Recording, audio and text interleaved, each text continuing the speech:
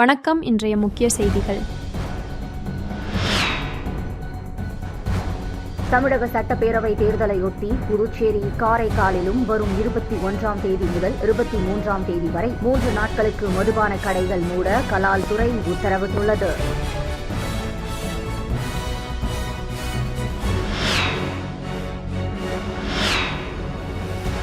காரைக்காலில் பழைய கட்டடம் இடிந்து விழுந்ததில் சாலையில் நடந்து சென்ற பெண் உடல் நசுங்கி உயிரிழந்த சம்பவம் பெரும் சோகத்தை ஏற்படுத்தியுள்ளது.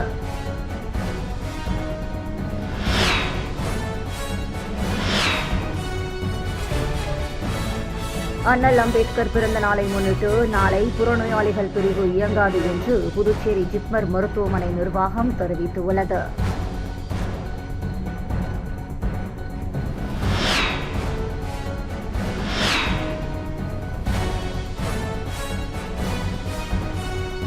வணிக சிலிண்டர் தட்டுப்பாடு காரணமாக புதுச்சேரியில் டீ விலை 20 ரூபாயாகவும் காபியின் விலை 30 ரூபாயாகவும் உயர்த்தப்பட்டுள்ளது.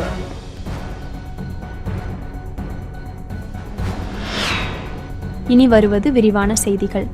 தமிழக சட்டப்பேரவை தேர்தலையொட்டி புதுச்சேரி, காரைக்காலிலும் வரும் 21ஆம் தேதி முதல் 23ஆம் தேதி வரை 3 நாட்களுக்கு மதுபான கடைகள் மூட கலால் துறை உத்தரவிட்டுள்ளது. புதுச்சேரி சட்டப்பேரவை தேர்தல் கடந்த 9ஆம் தேதி நடந்தது. இதையொட்டி கடந்த 7ஆம் தேதி முதல் 9ஆம் தேதி வரை புதுச்சேரி, காரைக்காலில் மதுபான கடைகள் மூடப்பட்டிருந்தன. இந்த நிலையில் தமிழக சட்டப்பேரவை தேர்தல் வரும் 23ஆம் தேதி நடக்கின்றது. இதையொட்டி துணைநிலை ஆளுநர் உத்தரவுப்படி கலால் துறை துணை ஆணையர் மேத்யூ தாமஸ் பிறப்பித்துள்ள உத்தரவில் தமிழ்நாடு சட்டமன்ற பொதுத் தேர்தல் வரும் 23ஆம் தேதி நடைபெற உள்ளது. புதுச்சேரி யூனியன் பிரதேசம் தமிழ்நாடு மாநிலத்துடன் எளிதில் ஊடுருவக்கூடிய எல்லைகளை பகிர்ந்து கொள்கிறது. அண்டை மாநிலமான தமிழ்நாட்டில் சட்டம் மற்றும் ஒழுங்கை பராமரிப்பதில் தேர்தல் இயந்திரத்திற்கு திறம்பட ஆதரவளிக்க வேண்டும். ஆகவே புதுச்சேரி கலால் விதிகள், அதிகாரங்களை பயன்படுத்தி புதுச்சேரியின் துணைநிலை ஆளுநர் புதுச்சேரி மற்றும் காரைக்கால் பகுதிகளில் உள்ள சாராயம், கள்ளு மற்றும் மதுபானம் வழங்கும் பார்கள் மற்றும் உணவகங்கள் உட்பட அனைத்து மதுபான கடைகளும் ஏப்ரல் 21ஆம் தேதி முதல் ஏப்ரல் 23ஆம் தேதி வரை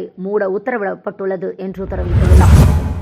காரைக்காலில் பழைய கட்டடம் இடிந்து விழுந்ததில் சாலையில் நடந்து சென்ற பெண் உடல் நசுங்கி உயிரிழந்த சம்பவம் பெரும் சோகத்தை ஏற்படுத்தியுள்ளது. காரைக்கால் மாவட்டத்தில் புகழ்பெற்ற பாரதியார் சாலையில் உள்ள பழமையான கட்டடம் ஒன்று கடந்த 1 மாதமாக பராமரிப்பு வேலை காரணமாக அதிலிருந்த மதுபான கடை மாற்றப்பட்டு அந்த கட்டடத்தை இடித்து அகற்றும் பணிகள் நடைபெற்று வந்தது.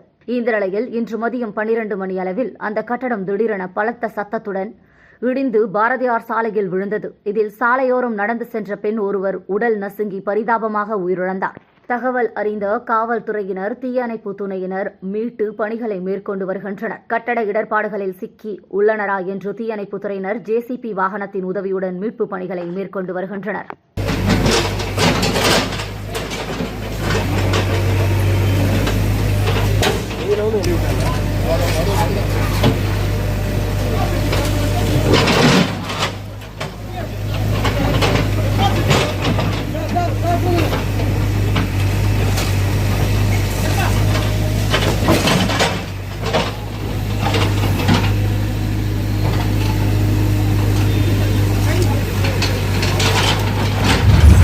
அண்ணல் அம்பேத்கர் பிறந்த நாளை முன்னிட்டு நாளை புறநோயாளிகள் பிரிவு இயங்காது என்று புதுச்சேரி ஜிப்மர் மருத்துவமனை நிர்வாகம் தெரிவித்துள்ளது. இதுகுறித்து ஜிப்மர் மக்கள் தொடர்பு அதிகாரி டாக்டர் சிவக்குமார் வெளியிட்ட செய்திக்குறிப்பில், மத்திய அரசு விடுமுறை தினமான செவ்வாய்க்கிழமை ஏப்ரல் 14 அம்பேத்கர் பிறந்த நாளை முன்னிட்டு ஜிப்மர் மருத்துவமனையின் புறநோயாளிகள் பிரிவு இயங்காது. எனவே செவ்வாய்க்கிழமை வெளிப்புற சிகிச்சை பிரிவுக்கு நோயாளிகள் வருவதை தவிர்க்குமாறு கேட்டுக் கொள்ளப்படுகிறார்கள். எனினும் அவசர சிகிச்சை பிரிவு சேவைகள் அனைத்தும் வழக்கம் போல் இயங்கும் என குறிப்பிடப்பட்டுள்ளது. வணிக சிலிண்டர் தட்டுப்பாடு காரணமாக புதுச்சேரியில் டீ விலை 20 ரூபாயாகவும் காபியின் விலை 30 ரூபாயாகவும் உயர்த்தப்பட்டுள்ளது. மேற்கு ஆசிய போர் காரணமாக உலகம் முழுவதும் எரிபொருள் விநியோக சங்கிலி தடைப்பட்டுள்ளது. இதன் காரணமாக இந்தியாவில் வணிக சிலிண்டர் விநியோகம் தடைப்பட்டுள்ளது. இதனால் புதுச்சேரியில் பல சிறிய உணவகங்கள் மூடப்பட்ட நிலையில் திறந்திருக்கும் கடைகளிலும் உணவுப் பொருட்களின் விலை உயர்த்தப்பட்டுள்ளது. பெரிய ஹோட்டல்களில் குறிப்பிட்ட உணவுகள் மட்டுமே கிடைக்கும் என தெரிவிக்கின்றனர். முதலிலேயே முழுமையாக ஆர்டர் கொடுக்க வேண்டும். கேஸ் அடிக்கடி உபயோகப்படுத்த முடியாது என்பதால் ஒரே கட்டமாக சமைத்து எடுத்து வருவோம் என்று தெரிவிக்கின்றனர். இந்த நிலையில் உணவுப் பொருட்களை தொடர்ந்து டீ, காஃபி விலையும் உயர்த்தப் போவதாக டீ கடை உரிமையாளர்கள் அறிவித்துள்ளனர். 12, 15 ரூபாய் என விற்கப்பட்ட டீ 20 ரூபாயாகவும் 25 ரூபாய்க்கு விற்கப்பட்ட காஃபி 30 ரூபாயாகவும் அதிகரிக்கப்பட்டுள்ளது. இந்த விலை உயர்வு நாளை முதல் அமலுக்கு வருகிறது.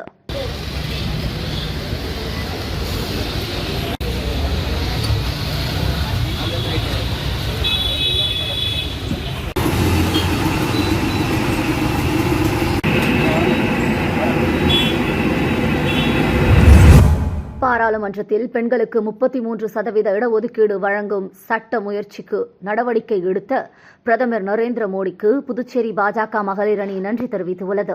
இது தொடர்பாக செய்தியாளர்களிடம் பேசிய பாரதிய ஜனதா கட்சியின் மகளிர் அணி மாநில தலைவி தாமரை செல்வி, பிரதமர் நரேந்திர மோடி பதவியேற்ற பின்னர் பெண்கள் முன்னேற்றத்திற்காக பல்வேறு நலத்திட்டங்களை அறிமுகப்படுத்தி அவற்றை வெற்றிகரமாக செயல்படுத்தி வருகிறார். பெண்கள் சம உரிமை பெற்று முன்னேற வேண்டும் என்ற நோக்கில் பல்வேறு சட்டங்களை கொண்டு வந்துள்ள அவர், அதே நோக்கத்தின் தொடர்ச்சியாக பெண்களுக்கு 33% ஒதுக்கீடு வழங்கும் மசோதாவை வரவிருக்கும் பாராளுமன்ற கூட்டத்தொடரில் நிறைவேற்ற உறுதி கொண்டுள்ளார் என்றும் தெரிவித்தார். இந்த நிகழ்வில் துணைத் தலைவிகள் மீனா, ஓய் மஞ்சு, சமூக ஊடக பிரிவு மாநில பொறுப்பாளர் சுகந்தினி, செயற்குழு உறுப்பினர்கள் மஞ்சுளா, வசந்தி, வேளாங்கண்ணி, சுஜாதா, மாநில செயலாளர்கள் விசாலாட்சி, மகாலட்சுமி உள்ளிட்டோர் கலந்து கொண்டனர். பெண்களுக்குன்னு எந்த குறையுமே இது வரைக்கும் அவர் வைக்கவும் இல்லை, நாங்க அதை சிந்திச்சு பார்க்கறதும் கிடையாது.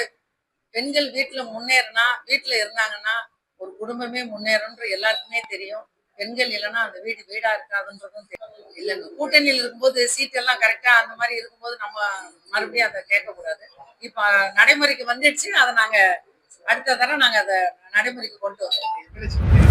புதுச்சேரி ஸ்ரீ வாசவி கன்னிகா பரமேஸ்வரி தேவஸ்தானத்தில் நடைபெற்ற சீதாராமன் திருக்கல்யாண வைபவத்தில் திரளான பக்தர்கள் கலந்து கொண்டு சுவாமி தரிசனம் செய்தனர். புதுச்சேரி காமாட்சி அம்மன் கோவில் வீதியில் எழுந்தருளி உள்ள ஸ்ரீ வாசவி கன்னிகா பரமேஸ்வரி தேவஸ்தானத்தில் ஸ்ரீ ராம நவமி சீதாராமர் திருக்கல்யாணம் மற்றும் ராமர் பட்டாபிஷேக விழா நடைபெற்று வருகிறது. விழாவையொட்டி கடந்த 10 நாட்களாக ஸ்ரீ ராம நவமி உற்சவம் மிக விமர்சையாக நடைபெற்று வந்தது. விழாவின் முக்கிய நிகழ்வான திருக்கல்யாண வைபவம் நடைபெற்றது. இதில் ஸ்ரீ ஸ்ரீ ராமச்சந்திரமூர்த்திக்கும் ஸ்ரீ சீதா என்கின்ற ஜானகிக்கும் சீரும் சிறப்புடன் ஸ்ரீ சீதாராமர் திருக்கல்யாணம் மிக விமர்சையாக நடைபெற்றது. முன்னதாக பக்தர்கள் சீர்வரிசை தட்டுகளுடன் ஊர்வலம் வந்தனர். தொடர்ந்து நடைபெற்ற திருக்கல்யாண உற்சவத்தில் அனைவரும் கலந்து கொண்டு சிறப்பித்தனர். பின்னர் சுவாமிக்கு சிறப்பு பூஜைகள் செய்யப்பட்டு தீபாராதனை காண்பிக்கப்பட்டது. பின்னர் கலந்து கொண்ட பக்தர்கள் அனைவருக்கும் திருமங்கால்ய தாரணம் மற்றும் பிரசாதம் வழங்கப்பட்டது.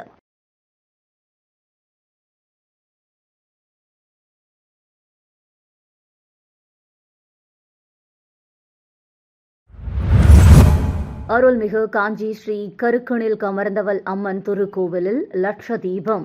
காஞ்சிபுரம் மேட்டுத்தெரு அருகே கருக்கணில் அமர்ந்தவள் கோவில் தெருவில் கோவில் கொண்டுள்ள அருள்மிகு காஞ்சி ஸ்ரீ கருக்கணில் அமர்ந்தவள் அம்மன் திருக்கோவிலில் லட்ச தீப விழா ஏப்ரல் 10ஆம் தேதி வெள்ளிக்கிழமை மாலை 6 மணி அளவில் வெகு விமர்சையாக நடைபெற்றது. இந்த நிகழ்ச்சியில் பக்தர்கள் பெரும் திரளாக கலந்து கொண்டு தீபங்களை ஏற்றி அம்மனை வழிபட்டனர். மேலும் சிவனுடன் அமர்ந்த கோலத்தில் அலங்கரிக்கப்பட்ட உற்சவருக்கு சிறப்பு ஆராதனை செய்யப்பட்டு ஊஞ்சல் ஆட்டும் நிகழ்ச்சியும் நடைபெற்றது. உற்சவர் கோவில் வாயிலுக்கு கொண்டு செல்லப்பட்டு அங்கு சுமார் அரை மணி நேரத்திற்கும் மேல் பல வகையான வான வேடிக்கைகள் நடைபெற்றது. லட்ச தீபத்தை முன்னிட்டு ஜெயின் பாடுநிலா குழுவினரின் பக்தி பாடல்களின் இசை நிகழ்ச்சி நடைபெற்றது. இந்த நிகழ்ச்சிக்கான ஏற்பாடுகளை அருள்மிகு காஞ்சி ஸ்ரீ கருக்கணில் அமர்ந்தவள் அம்மன் திருக்கோவிலில் இந்நாள் பரம்பரை தர்ம PR பழனிராஜா மற்றும் குடும்பத்தினர்கள் பி சுந்தரராஜன், பி திருஞான சம்பந்தன் ஆகியோர் மிக சிறப்பாக செய்திருந்தனர்.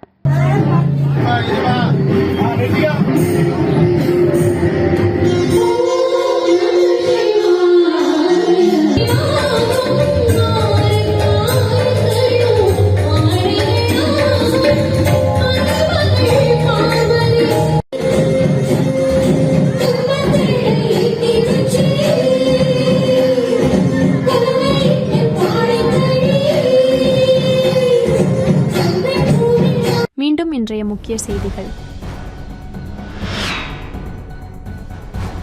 தமிழக சட்டப்பேரவை தேர்தலையொட்டி புதுச்சேரி, காரைக்காலிலும் வரும் 21ஆம் தேதி முதல் 23ஆம் தேதி வரை 3 நாட்களுக்கு மதுபான கடைகள் மூட கலால் துறை உத்தரவிட்டுள்ளது.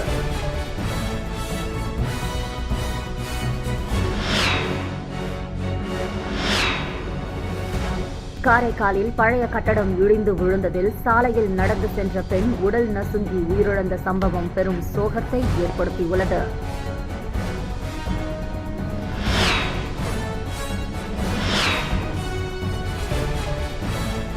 அண்ணல் அம்பேத்கர் பிறந்த நாளை முன்னிட்டு நாளை புறநோயாளிகள் பிரிவு இயங்காது என்று புதுச்சேரி ஜிப்மர் மருத்துவமனை நிர்வாகம் தெரிவித்துள்ளது.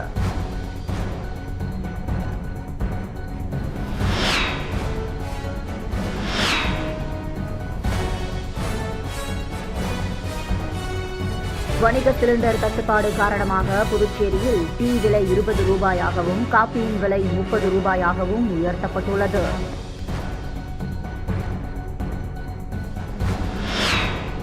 செய்திகளை துல்லியமாகவும் தெளிவாகவும் தெரிந்து கொள்ள கிரியேட்டிவ் மீடியா யூடியூப் சேனலை சப்ஸ்கிரைப் செய்து கொள்ளவும். நன்றி, வணக்கம்.